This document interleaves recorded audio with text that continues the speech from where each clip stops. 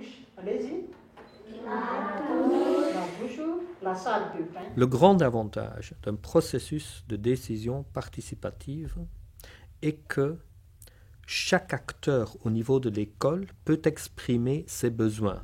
Ce n'est pas seulement le directeur d'école qui décide de l'utilisation de la subvention. Le risque d'une décision monopolisée par le directeur est que la décision va refléter surtout ce que le directeur considère être ses priorités.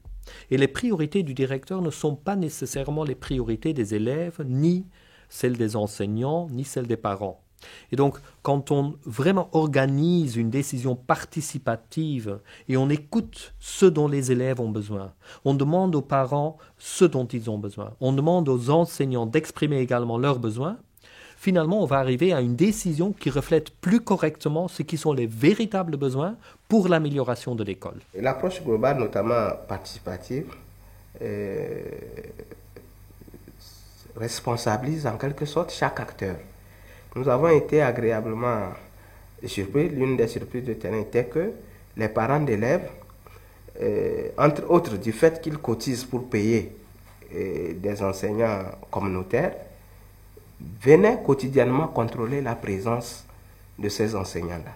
Il y a vraiment cette idée que la subvention, elle peut permettre de générer un dialogue en fait au sein de l'école avec les différents acteurs et qu'ensemble on reçoit de l'argent, mais comment est-ce qu'on va décider tous ensemble de comment l'utiliser? Ça peut permettre aussi d'impliquer des acteurs comme les parents qui sont parfois un peu, on va dire, moins concernés ou d'intervenir dans la gestion. Le directeur d'école réunit tous les enseignants pour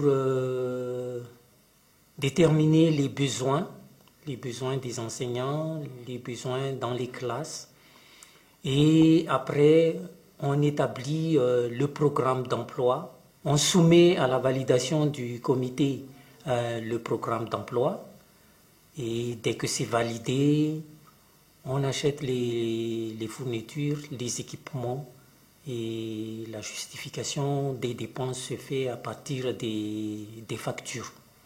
À Madagascar, en tout cas dans l'école où j'ai été, il y a comme un processus participatif, dynamique et démocratique des élèves, des parents, des enseignants, du directeur dans la gestion de la subvention.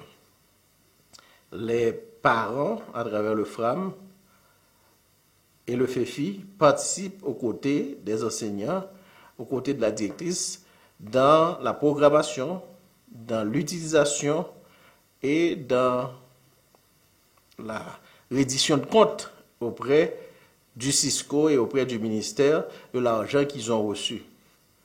Alors qu'en Haïti, la réalité est très différente. Si ici, le directeur il est quand même un personnage central dans tout ce processus, en Haïti, le directeur il est le personnage qui fait la programmation, qui utilise son argent et qui, à la limite, rend ou ne rend pas compte. Le défi est que dans beaucoup de cas, le directeur d'école n'est pas nécessairement intéressé dans un tel processus. Pour plusieurs raisons. D'abord, ça prend beaucoup plus de temps. C'est évident, si moi je suis directeur d'école, je peux décider immédiatement, je décide, je n'ai pas besoin de consulter tout le monde, ça prend beaucoup de temps. Deuxièmement, dès qu'on entre dans une décision plus participative ou un processus plus participatif, il y aura presque toujours des risques de conflit. Car ce que les enseignants veulent n'est pas nécessairement ce que les élèves veulent ou ce que les parents veulent, et n'est pas nécessairement ce que le directeur veut. Donc le directeur est supposé de lancer un tel processus, il est supposé de le promouvoir.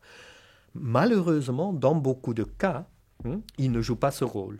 Comment peut-on changer? On peut changer par la formation, par l'information d'abord, l'information des différents autres acteurs que le directeur, l'information aux enseignants, aux parents, de l'existence des subventions et de leur propre rôle, et ensuite par la formation de ces groupes. La douche, allez-y.